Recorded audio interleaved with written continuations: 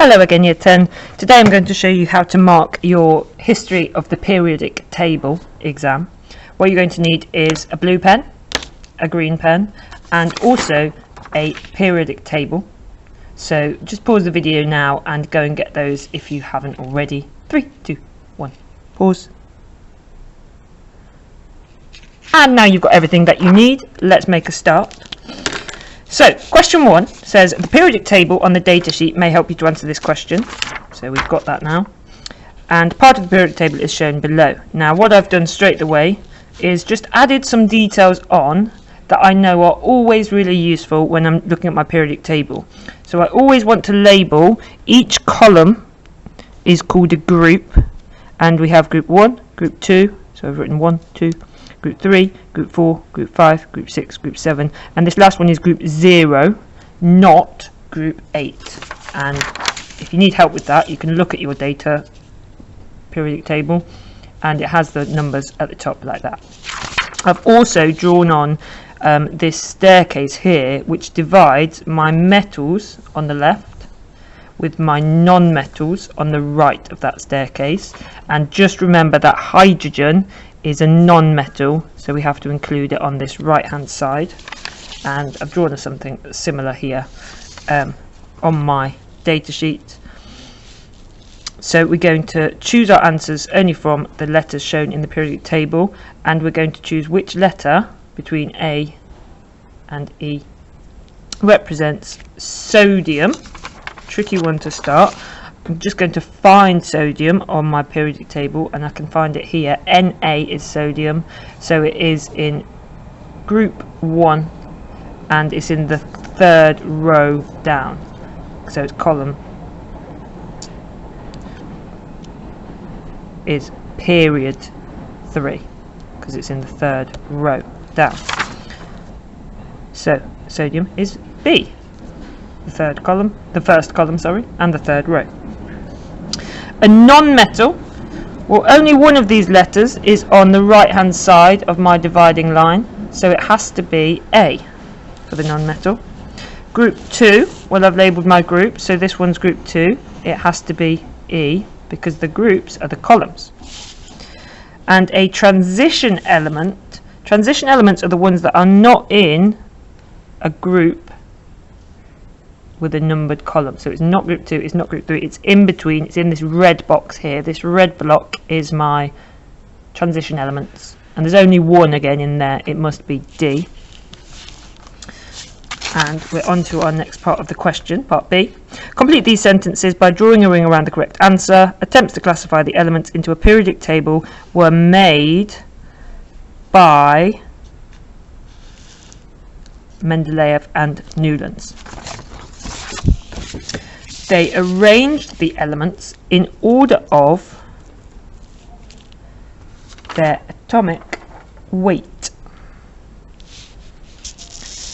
They had elements in the same group if they had similar chemical reactions. Another way of saying that would be similar chemical properties. We know that elements in the same group have the same number of something in their outer shell. Either electrons, neutrons, or protons. Well, protons and neutrons are both found in the nucleus. Only electrons are found in the outer shell. So the answer must be electrons. By 1869, about 60 elements had been discovered. Mendeleev arranged these elements in a table in order of their atomic weight. He put elements with similar chemical properties, which means they have similar chemical reactions, in the same column. Mendeleev and part of his table are shown on the next page. So this is Dmitry Mendeleev and this is his table. We're going to use the periodic table and we're going to draw a ring around the correct answer to complete the sentence. In the periodic table, the columns are known as, already mentioned this, the columns are groups. Periods are the rows. So this would be period 1, period 2, and period 3. Whereas this is group 1, group 2, etc. One reason why hydrogen should not have been put in column 1, even though Mendeleev originally did, is because it is not a metal, or it is a non-metal. In 1895, the first of a new family of elements was discovered. One of the new elements was called helium. What do I know about helium? Well, I can look at my periodic table and find helium, and it's over here in group 0. And I call this group, group 0, noble gases. I also might remember that they're unreactive. Where has this family of elements been placed in the modern periodic table? Well, where is it? It is on the right, or to the right, of group 7. So I can either say to the right of group 7, to the right of column 7, or I can just say group 0 will also get you the mark. Complete the sentence. In the periodic table on your datasheet, the elements are arranged in order of their atomic number, not their atomic weight.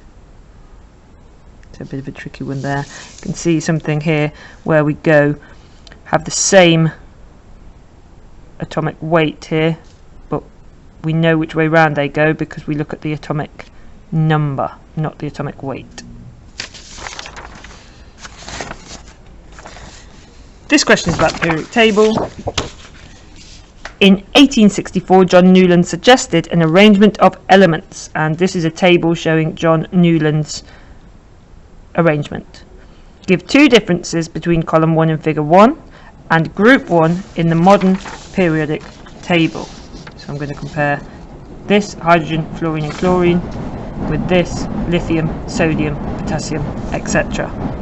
There's actually 3 ways that you could get a mark here. So you can say any 2 of these. Hydrogen is in group 1 in Newland's table, but it's not in the modern periodic table. You could say the halogens, fluorine and chlorine, are in group 1 in Newland's table, but they're not in the modern periodic table. They're actually over here in group 7. Or you could say that the alkali metals lithium and sodium are in group 1 in the modern periodic table, but they're not. They're actually in group 2 in Newland's table. So you get 1 mark if you said hydrogen is group 1 of Newland's table, 1 mark if you said the halogens are in group 1 in Newland's table, or fluorine and chlorine are in group 1 in Newland's table, and 1 mark if you said lithium and sodium and potassium are in group 1 of the modern periodic table, but group 2 of Newland's table. In 1869, Mendeleev produced his table. Complete the sentence. Mendeleev left gaps in his periodic table for elements that were undiscovered. How are the elements arranged in the periodic table? They're arranged, I've already said this, not by their atomic mass, not by their melting point, not by their reactivity, but by their atomic number. Final page, we've got another kind of blank periodic table here, and I've done the same thing. I've added in my staircase with metals on the left, non-metals on the right, remembering that hydrogen is a non-metal. I've then labelled my groups 1, 2, 3, 4, 5, 6, 7, and then not group 8, group 0. And now I'm going to complete the sentences about the elements in figure 2. Sodium is an alkali metal and is represented by the letter, let's just check our answer here. Let me find sodium. Sodium is Na over here, so it is group 1, and the row is row 3, period is period 3. So I want group 1 and period 1, 2, 3. It's D. Group 3 is this column with E in it, so the answer is E. A gaseous non-metal is represented by the letter, let me look at my non-metals. Non-metals is everything to the right of my line, so hydrogen plus everything over here. And there's only one letter, which is letter A.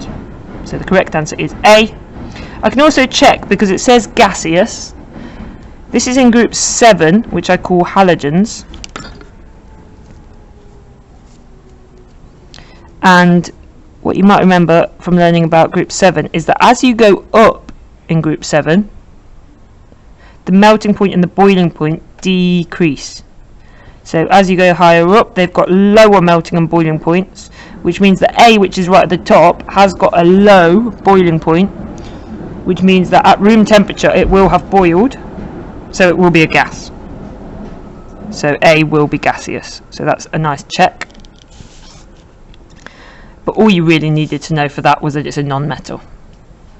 Figure 3 shows the electronic structure of an atom. The element is in the shaded group on figure 2. This shaded group is group 0, which remember is called the noble gases.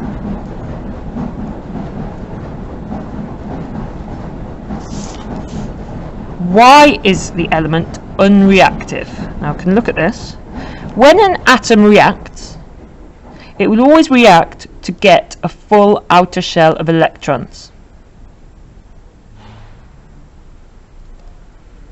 This atom here already has 8 electrons in its outer shell, and you might remember that the first shell can take up to 2, and the second shell and any of the surrounding shells can all take up to 8. It's already got 8 in there, so it already has a complete outer shell of electrons before it reacts. So it's unreactive because it already has a complete outer shell of electrons. Name the group. It's the noble gases, spelled N-O-B-L-E, which is group 0. That's the end of your marking. What you need to do now is add up your total score. So add up all the marks and write your total score here where it says total marks on the front. Now you're ready to hand that in to your teacher. Make sure your name's on it too on Monday. Have a lovely rest of your day, and I'll see you next time.